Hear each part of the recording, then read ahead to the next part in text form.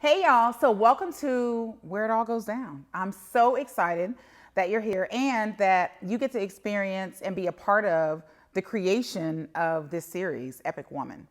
I'm excited because as a business coach, as a woman, as a leader, as a grandma, as a mom, all the things that I really get to infuse who I am in my business, and my team gets to be themselves in the business as well. So today, what we're gonna do is shoot footage, create content, laugh. Not only are you gonna be able to see the workspaces and how we're working and how things are moving around and shifting and how the magic happens, but also you're gonna see fun and fellowship and what it looks like for us to have lunch and what are the types of things that we talk about and how honestly we do work hard. We work diligently. We're working in alignment based on a vision that is downloaded to me and my soul, that is just, that comes up every single day. Something is given to me. I'm inspired by someone online, by one of you all the time. And that is what creates all the things that you're seeing happening. And it's interesting. I want you to know that even in this, it's work and we should have fun. We're also gonna see us, we're gonna go out on an outing. Listen, I live in Las Vegas, okay? And I moved here because I wanted to live in a place that had the same vibe that I have, because I'm fun, I'm spunky, I'm litty, okay? I'm spicy as hell. And this place just brings me so much joy. It just has so much life here because there's just so many things to do. So we're gonna go downtown on Fremont, which is like a few minutes from my office, literally like a 10, 12-minute walk. And we're gonna go zip lining. That's gonna be fun because a lot of the girls haven't been zip lining, so you're gonna get a chance to see that. And just us hanging out. And this is normal behavior. And what I love also about this series and what you need to know is that I'm as real as it fucking gets. And in no way are we performing for you. This is a demonstration of what is. This is not a performance of what your business should be like, what Epic Woman should be for you. It is a demonstration of what's happening for us. And what I want you to take away from this entire series and from this episode is how can you incorporate that for yourself? How can you incorporate fun and team and balance so that it works for you and you can do the amazing work that you do? So what does it mean to do things like a girl? It means that you don't have to repress your femininity to get ahead. It means that the toxic masculinity that we've been conditioned into, we don't have to do that anymore. It means that you can leverage and be feminine and be who you really divinely were created to be, and that will work for you. And not only will it work for you, but you're gonna be more successful as a result because people are innately attracted to femininity. So you don't have to pretend to be harder or hustle or grind in order to get ahead. And anybody that's telling you that, I guarantee you that they're not happy.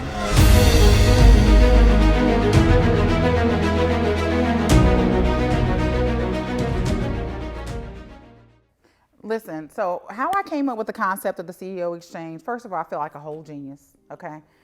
Here was the problem, and this is why I love entrepreneurship. I love entrepreneurship because we solve problems. When shit's going wrong or not how we want to, or we're like, there has to be an easier way, then we think of ideas that we're like, how can we make this better?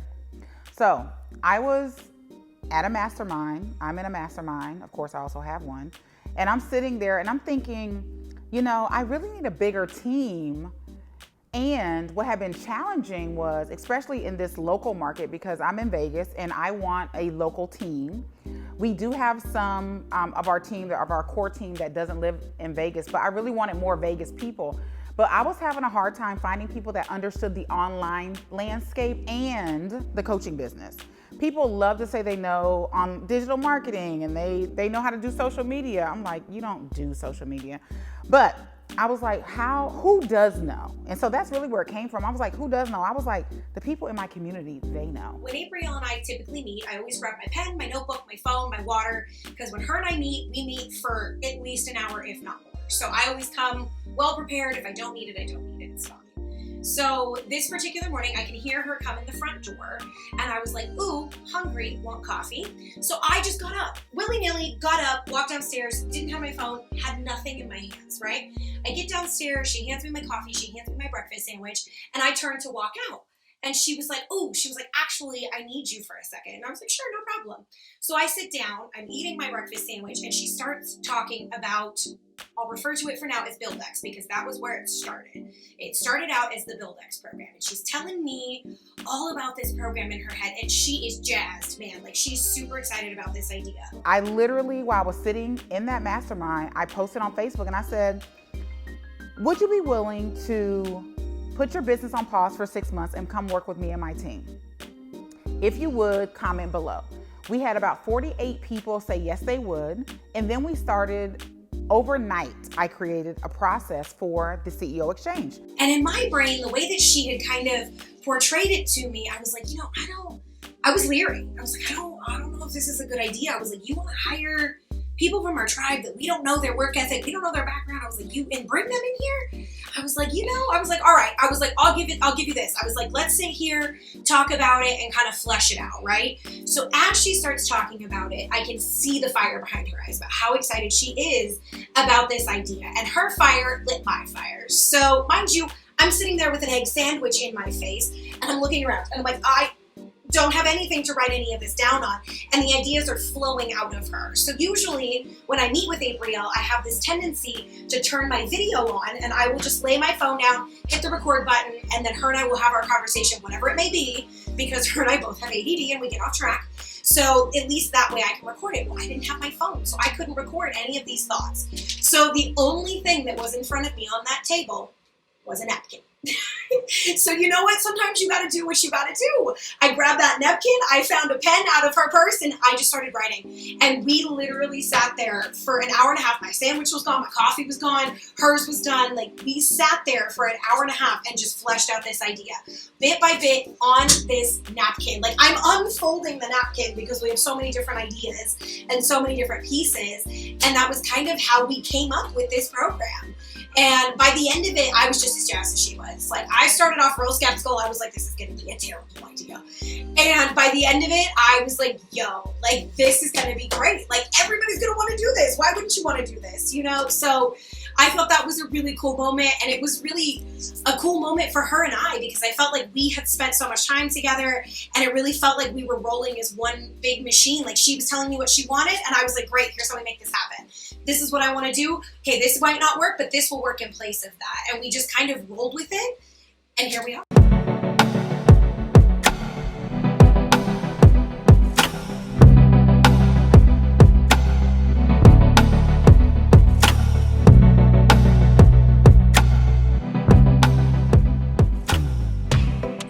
So when I saw Aprille's post, for me, it was divine timing.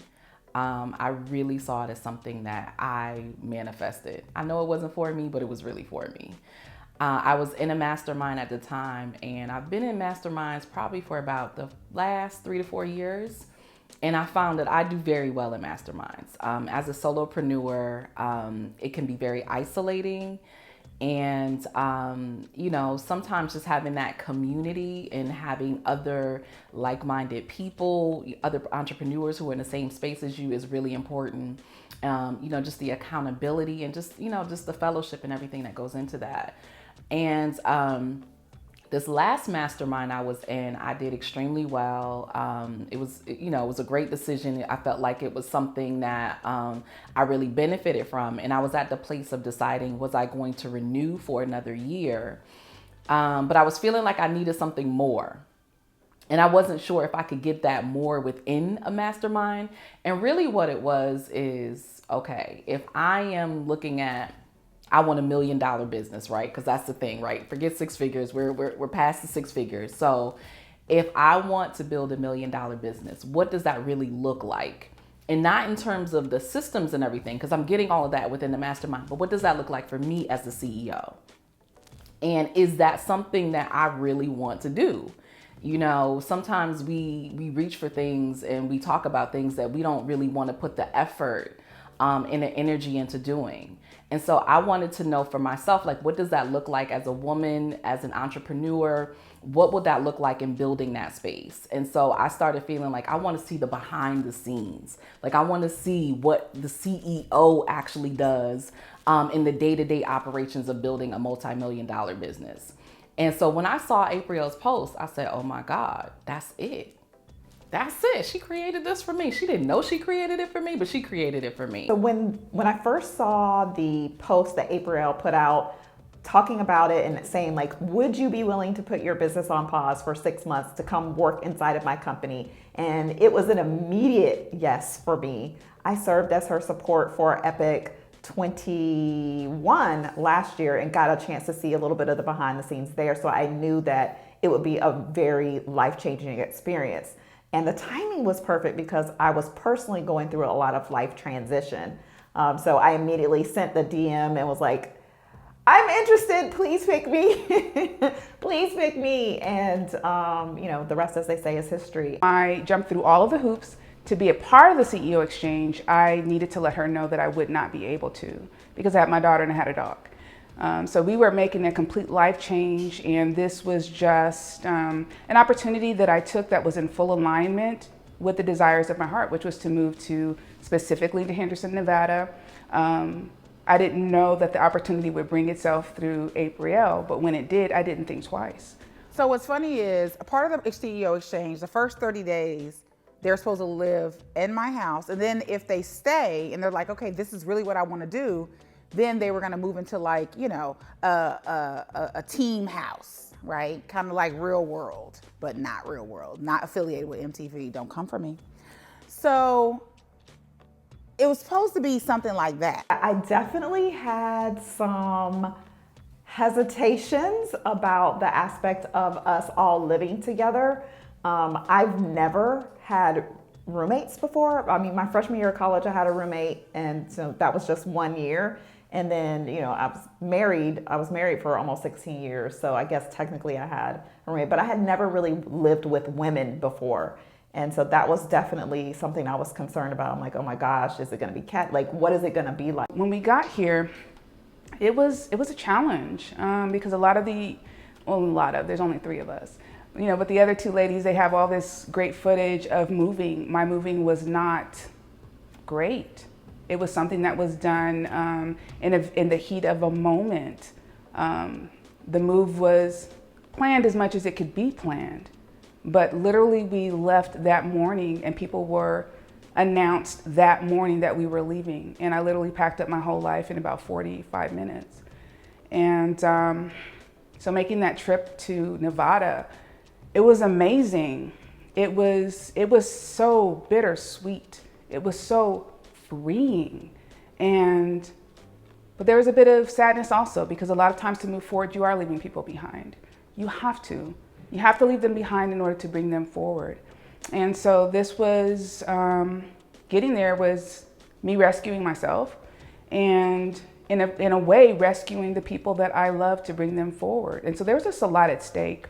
And so there was all these emotions that were tied into it, and I'm driving down this long road and there's just nothing but me in the desert. And, my she's in the car, but she's just silent and it's all get out because she's like, did we just do that? And it's like, hell yeah, we just did that, right? I will be honest, it was a little weird when we were going through the contracts and, I had already made the decision. It didn't really matter what the contract said, but I still kind of going through everything and we're looking and we're like, oh, okay, I thought we were staying in our own place, right? We were all going to get a place together. And it said the first month we would be staying with Aprille. And I was like, okay, that's interesting. I'm going to be living with the CEO of the company.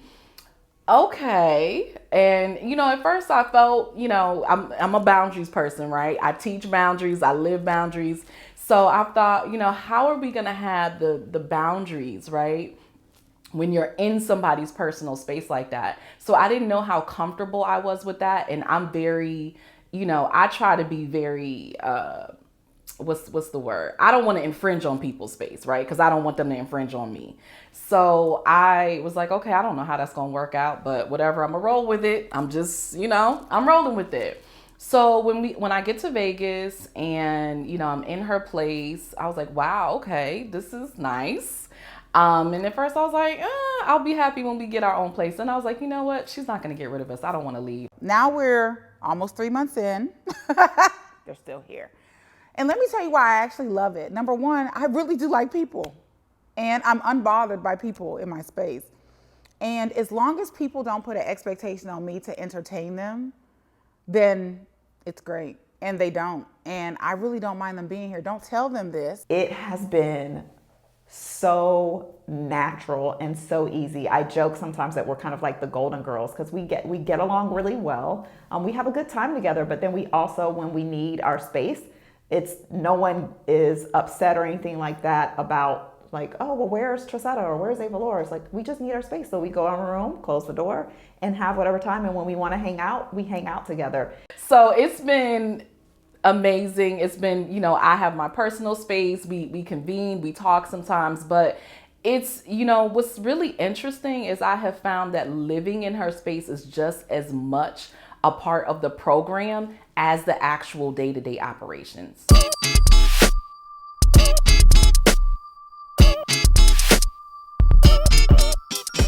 So first of all, I actually like people.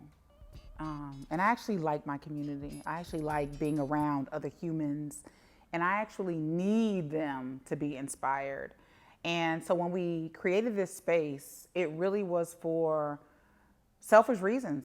I love it because when you first walk in, it's so inviting. Like, you walk in, the conference room is there, you have, you know what I'm saying, the glass wall, and you walk in, you see our core values, the things that we care about, integrity and commitment and results and making an impact and transparency. Like, those things are really important. And it wasn't really a hard decision. I always wanted a space where entrepreneurs could come and work. And that's one of the things I'm really excited about too. Like, we opened this up to our mastermind clients where they can come and have a place to work, and they can have a hot desk where they can come and do work and kind of reset as a CEO. And for our team, it's important that everyone be able to work in spaces that work for them and how they work. For example, Stacy, our client services coordinator, literally is in a upstairs office created for people that are 5'2" and shorter. And she loves it there, right? She loves it there because she likes the quiet. She's ADHD, so she's easily distracted, and that helps her. And then on the other hand, you have people like Trisetta Washington, who's in the CEO Exchange, and she doesn't want that. She needs more lights and wants to hear interactions. And I think those things are important because we've got to be able to create the environment we need in order to produce what we're producing. And a lot of times people are stuck in their business because their environment is not conducive for the success and the creativity that is required in order to be successful and to get shit completed, really. It's not aligned with who they are, and it really does make a difference.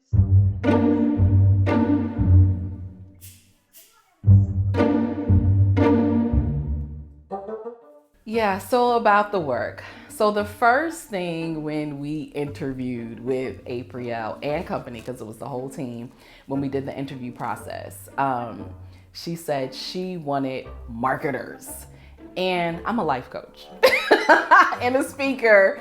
And, you know, and I do healing work, right? And I was like, okay, what kind of marketing? Because the truth is, I've had to do my own marketing. So I understand marketing. I've been in business 15 years. That comes along with the territory. If you want to have a successful business, you have to know how to market. But I wasn't sure quite what her expectations would be, you know, for her company and the marketing that we would be doing. So even though I know I have some marketing skills, I know I understand the psychology behind marketing, because marketing really is a lot of psychology, and that is my background. That is what I went to school for. I wasn't really sure if I could meet her particular expectations. Sometimes I still don't know. But, you know, I trust that if she gives me something, I can figure it out. And that's really what it is, because you never know what you're gonna get with Aprille. Like, you really truly don't. I have a set plan for the day. We have our meetings and we're moving forward. And she comes in like a whirlwind and says, hey, I want to offer this workshop. And then everything that we were doing, we kind of got to throw out the window and now focus on that workshop. And then, oh, by the way, there's only a week to do it. Yeah, very interesting.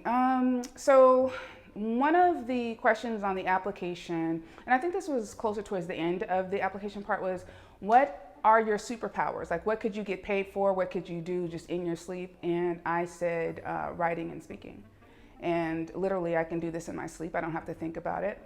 And she said, okay. And so when I get here, I wasn't surprised that I would be, put in charge of communications. I was a bit surprised that, there was the whole IG, the Instagram, and that type of thing, because I'm also a CEO myself, but these are things that I paid other people to do, right? And now all of a sudden I have to learn the things that I would push off on somebody else. And it's not, they're not necessarily my forte, but again, they're things that I've actually committed to. And so it's been a learning process. And the one thing about Aprille is like she just says, this is what I need done. These are the tools, get in there and make it happen, right? This is the result that I want. All the rest of that stuff, you work it out. So you really do have to be a self-motivated and self-learned person when you come in here, because your superpower is going to be tapped into, but it's not going to be limited to that. And so tech isn't my thing, but tech has become my thing. And so that was a bit surprising.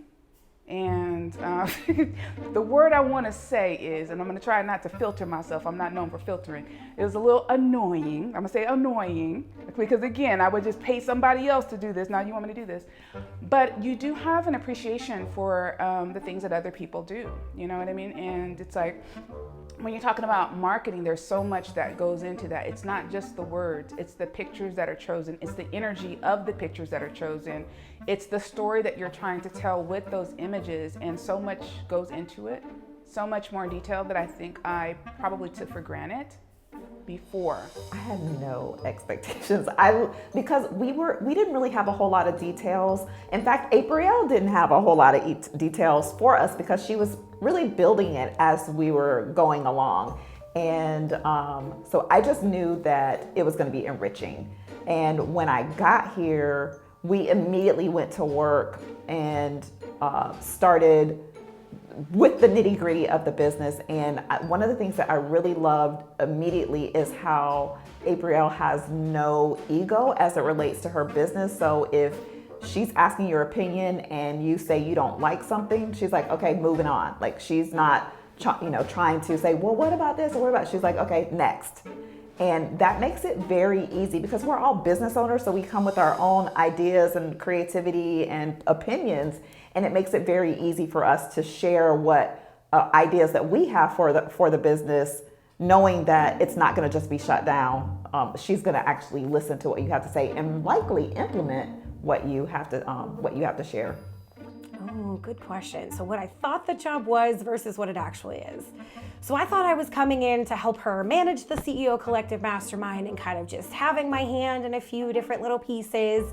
In actuality, I've kind of adopted the role. A lot of people call me her right hand. So a lot of people call me her assistant and things like that. So I've kind of adjusted into everything and anything that Aprille needs from me, to be honest with you.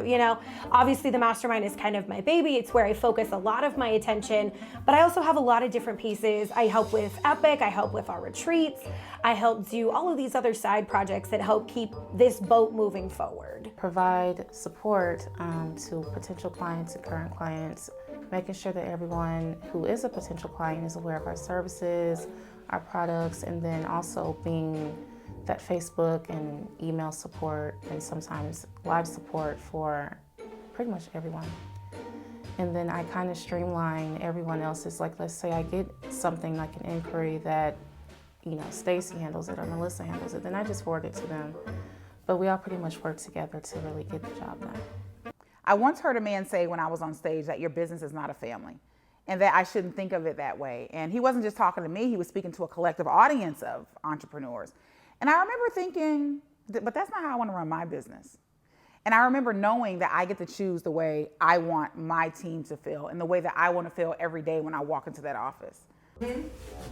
So I need some funny Aprille and Co. team funny moments. I'm sure we have Who cares to share? I don't even know what that would be.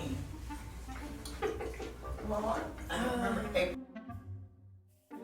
What happened was So we order from a company called Quill for a lot of our supplies. And if you order enough from Quill, they send you free things sometimes, and sometimes you get to choose and sometimes you don't.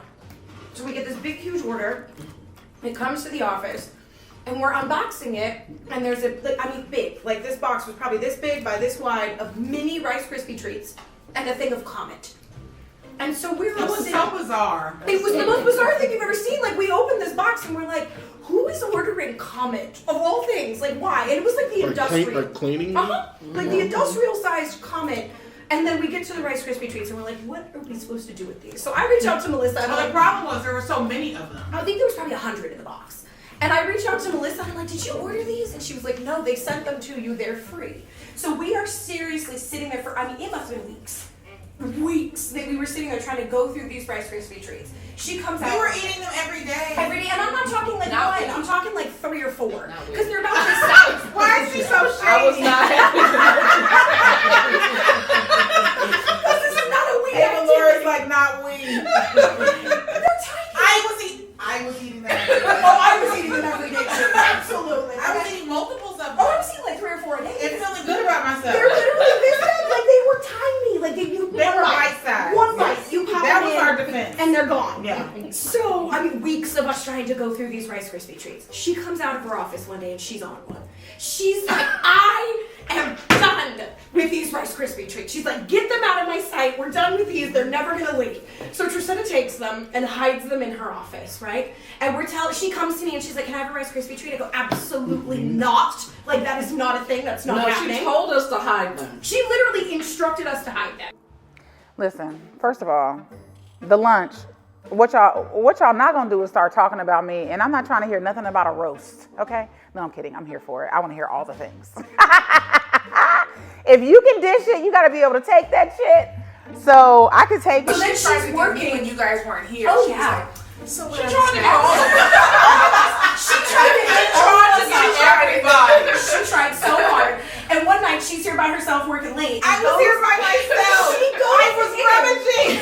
She literally started rummaging through all of the offices. And I found the until snacks. she finds them. Nobody told her. Nobody told her me. where they were. In She my found drawer. them. And so Fridays, usually Fridays, it's just me and Aprille. So I come down here to ask her a question. And what does she have in her hand? She's eating a Rice Krispie treat. And I was like, I'm mad at you. Like, I am mad at you. We are done here. You're the one that said that you did not walk these around. And now guess what she's eating? So I took a video and sent it to the whole team. And I was like, we're done with her. This is it. She's no longer allowed. I think it's funny. The lunch is great, and it's great communal space for us to connect, to look at each other. And I think it's interesting, like as entrepreneurs, that people are always trying to get away from structure. But that's the same type of things that we did when we were in a working environment, in corporate America, working for these other companies. It's nice to be able to look at each other, to laugh, to be honest, and to tell stories. Because it does have that. We're a small business doing big things. And it's important that we, have the opportunity to break bread, to connect, to fellowship, to laugh, to get away from the computer screen. You know what I'm saying? Just to really be able to be human.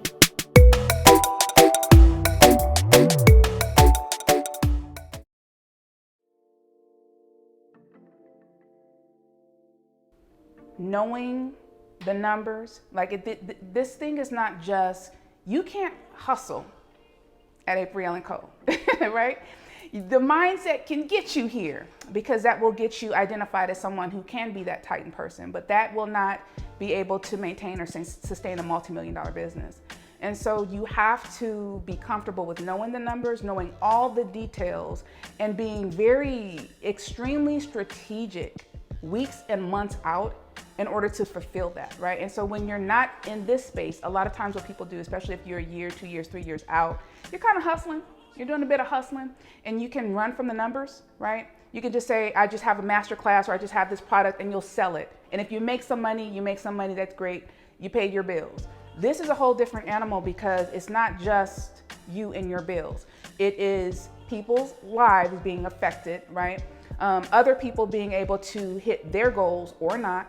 It is Aprille being able to take care of her family, pay for her employees and all of the other teammates. Like it's so much bigger than just the you.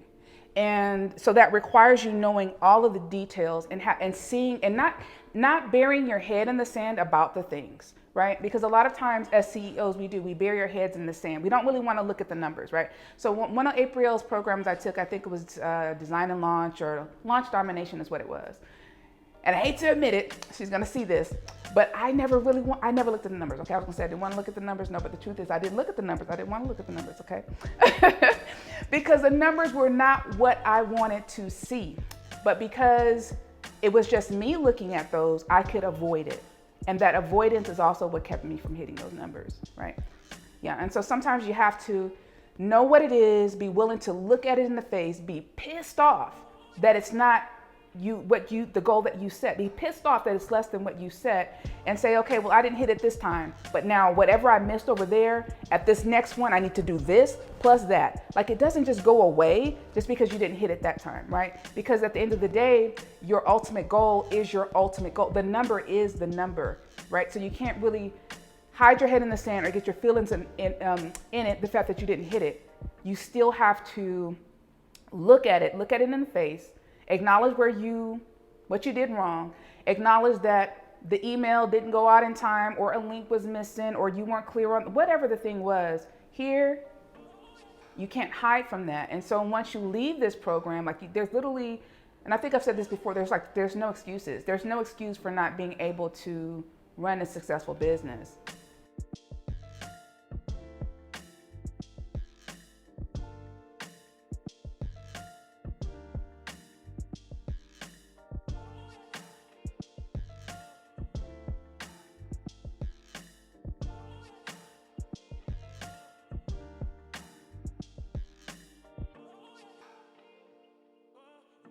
The biggest shift that I've made is embracing the need for team, embracing the need for support, because I saw from day one just how many, it's not just the full-time team that's here in Vegas or, even the remote team, Radara and Melissa. There is a whole host. There's Design Pickle, there's SBS, there's Content Crop, there's 99 Robots. Like there's all these different contractors who are a part of, an extended part of the team, and recognizing that in order for me to take my business to the level I desire to, that it's going to be crucial that I embrace team and the art of delegation. And so I've started offloading a lot more responsibility to my VA, and I'm starting to think about what other support I might need in my business in order for me to, when I leave here, really step into the next phase or for my business, because I know that expansion is on the horizon, and so I need to build now for that expansion. I want to piggyback off this question. I also Sure. I think the biggest growth piece for me was mindset. And that was something that she has talked to me about that more times than others, because I will say something and she will instantaneously come out of whatever we're doing and correct me on that. Because even earlier when we were sitting there and you were working on getting the camera connected to the TV, she was like, nope. She was like, we're going to change that sentence. She was like, the universe is going to take care of this for us. She was like, we believe. And I was like, you're right, we believe. And guess what? It worked out. We got it going. So that's probably been the biggest piece for me, where it was literally like, I'd always thought that I had this big, bubbly, positive energy about me, but she was kind of the one to take me down a peg and be like, nope, you still have some things to work on. And I appreciated that so greatly, because that's always something I want to work on. That's something just in an everyday life, I want to better myself on. I always want to have that positive growth mindset. And she's so exceptional at that is something that literally hit me really hard, where I was like, that's a lesson. That's something that I need to work on. And that's all thanks to her. What's interesting is it's been a phenomenal learning experience on every level. Even literally from the moment that I got here, it seems like every day I'm learning something. And you would think it would be learning things on the job, but it's not. It's all of these moments of just spending time together, talking, vibing. And I think one of the biggest things that I've learned from Aprille, just seeing how she works, Even though I wouldn't say she worked hard, I think she worked smart, but it's a lot of work. It is a lot of work, and there's a lot of strategy. And I think one of the things that I've learned that I'm gonna take back into my business is the level of consistency of having to push through and do the things even though you don't want to do them, even though you don't feel like it, even though you feel like it's not working, even though you feel like people are not watching. I used to do live streaming. I'm very comfortable with it. I've had, online shows, I have podcasts, but I haven't been consistent. I get tired of it. I get bored. I feel like, this isn't making me any money, or people aren't really watching, and so I stop. And you can't do that. You have to keep going and really push through that. And so that's something that I'm really gonna take in my business, and understanding that it will work if you work it. And one of the reasons that I'm probably not as successful as I could be, and I'm pretty successful, I'm doing well, it's the consistency. This is what's interesting about me and the women that I attract, is that they thought they were coming for their business. These women came to get their fucking life. That's what they came for. That's what's interesting, is that while it's called the CEO Exchange Program, they came to get their life. They came to get them.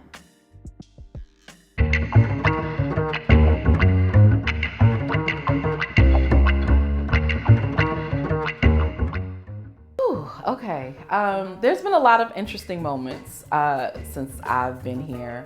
And let me just say, first and foremost, we are all women. This is an all-woman team. And I think sometimes as women, we feel like, there's the stories and the false misconceptions and the stereotypes that women can't work together, women can't get along. And we are literally living together and working together. And it has been probably some of the most fun that I've had in my adult life. I am really enjoying this process. So it's been a beautiful journey.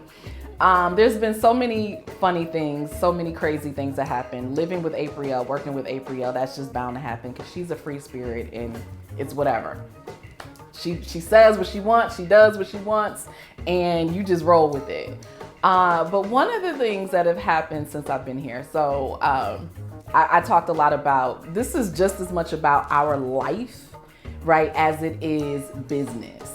Our lifestyle just as much as business. And so Trissetta, my roommate, who was going through a divorce, now divorced, I told her she needs to get on Tinder. I was like, you need to get on Tinder so you can date. And she was on Bumble. She was messing around with all these white guys. No offense to white guys, but I was like, you need to get on Tinder. So she gets on Tinder, right? Now, let me break this down a little bit. So Aprille goes out with this guy on Friday night, right? And she had a good time. And I remember her saying she was going to a comedy club and he was in town and his friend was the comic or something like that. And I was just like, oh, okay, that sounds cool. Then Trissetta says, oh yeah, I'm going to a comedy club tonight. And I was like, that sounds familiar. If I had to say, first of all, there's so many funny moments that have transpired, honestly, throughout this whole, and it mostly involves around dating apps. Mostly around dating apps and men and dates and boredom and all of that. And I would have to say, it's not even a funny moment. It's more of a life-changing moment that me and one of the exchange participants actually dated the same guy. And now he's her boyfriend. I don't know if it's funny, but it's definitely some shit. Okay, you're going to a comedy club. Tell me more about, this process. And she's like, yeah, I'm going to a comedy club and this guy came in town and his friend. And I said, hold on a second. Why does this sound so familiar? I was like, I think Aprille went out with the guy who comedy last night with the friend or something who was the comic. They found out it's the same guy. So Aprille goes out with him on Friday night. And Tracetta has now been invited out on a date with him on Saturday night. How I missed this, I don't know. And he's from DC. So yes, he was in Vegas, in town, from DC. And Aprille said, no, go. She was like, you should go. Because Tracetta was like, oh my God, I'm going to cancel. She said, no. She said, you should go. And she said, and as a matter of fact, when I was out with him, I was really thinking that he would be better for Tracetta. She said, we didn't kiss, we didn't do nothing, you good, go ahead on. So Tracetta goes out with him Saturday, they have a great time. She goes out with him Sunday on his birthday, they have a great time. He leaves, they are talking every day on FaceTime. When we went to Atlanta for EPICWOMAN, he comes to see her. So basically they in a full-blown relationship and we're just waiting for them to get married. And I said, okay, when you get married, I need to be invited since I'm the one that told you that you need to get on Tinder and get away from all the white dudes. So that's my story. What's really beautiful about it is that when I saw him, I thought to myself, this person would be perfect for her. And what was really great was that on our date, it was like two co-workers just hanging out. You know what I'm saying? And then we found out that she had a date with him too. And now they are creating a new relationship together. And I think that that is amazing. So it's funny, but it's also beautiful.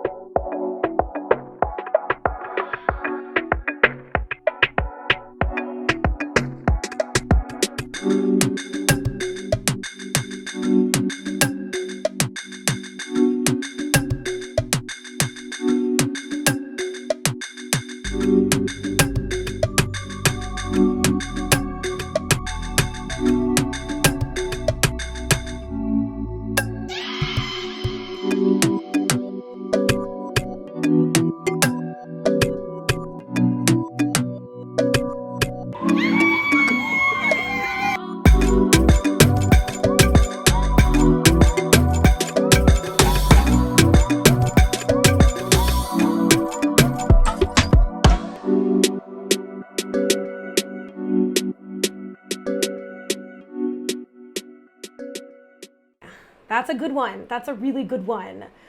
So when I started this process, I kind of thought she was a crazy person. I was like, this woman is nuts. Like, she's all over the place. Like, how am I going to keep up? How am I going to do this? And the more that I got to know her, the more time that I spent with her, and the more I was able to feed off of her energy, and the more that we were able to grow our relationship and our unique individual partnership, she became so much more than a boss. You know, she became so much more than just the lady that I work for. Most people don't get the chance to know their boss like I know my boss. You know what I mean?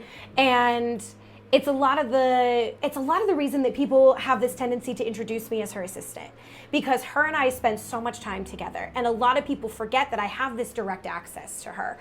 So getting to know her, that woman means the world to me. Like, she is a whole lot in one beautiful little box, and I wouldn't change a single thing about her. I adore everything about her. I appreciate her 10 ways to Sunday. She has changed my life from beginning to end, not only in offering me a job when I had nothing. Like, I mean, literally, we were days away from foreclosing on our house because we couldn't afford it when she hired me. So not only did she change my life and my family's life, but she has helped me so immensely by telling me, you can do this. Like, own your role is what she has specifically taught me more than anything. She wants me to own my shit because she owns her shit. You trying to make me cry? I'm not gonna cry, okay? You're trying to do it to me, Milton. You know some of the story about how I got to Epic. There is so much more to that story that I have not even yet shared with Aprille. Just talking about manifesting. There were details in between, right? So Aprille, she's being used by Source in ways that she does not quite yet understand in my life. And I'm certain of hundreds, if not thousands of other people's lives. So she has been very much like a lighthouse to me. And she has been very much like the modern day Harriet Tubman. For people, women who want to be free and who are willing to go, who are willing to risk it all and leave it all and get on the train, that is who Aprille Franks is to me. That is how she has shown up in my life. What does Aprille mean to me? You know, the beautiful thing about Aprille is she fully accepts who she is. You know, one of the things that I'm always preaching to my clients is it's not about being perfect. There's no such thing as perfection. You're human, right? But it's about accepting who you are, flaws and all, the good, the bad, the ugly, everything. And what I love about Aprille is that she embodies that. She's not perfect by any means, but she's perfectly her. And I love seeing a Black woman who literally is my same age, we are the same age, showing up in that way and showing us all that you can do that. You can be successful being fully you and showing your flaws. She will get on camera and she's doing her makeup on camera, washing her face. She's laying in bed. I'm not doing all of that, y'all, just so you know. But the fact that I could see her doing that and say, wow, okay, that's possible. So you can see all my flaws. You can see me, you know, when I'm waking up in the morning, and you can see me when I'm all glammed up and got my face beat, right? All in between, and still love me and still rock with me and still support me.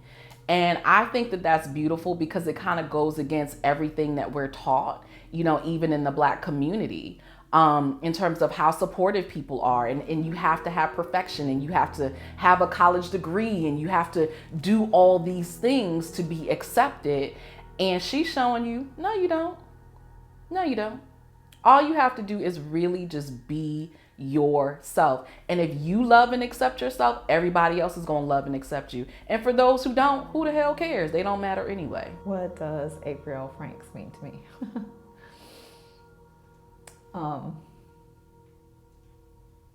She's like,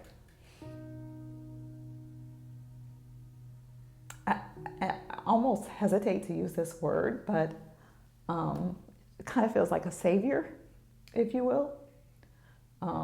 Because she pulled me out of some really difficult stuff. And she doesn't even know that she pulled me out. Just by her showing up as herself and the liberated version of herself, it enabled me to embrace that as well. Matter of fact, she didn't even know until maybe a few weeks ago. She didn't even know that I quit my job to go be her support at Epic last year because my boss wouldn't give me the time off. And because I believed in the experience that much. And so she's like a sister, like an aunt, a friend. Like she's so many different people. And even though I'm older than her, I still look up to her as a mentor and as a colleague as well. And she's forever in my heart. What Aprille Franks means to me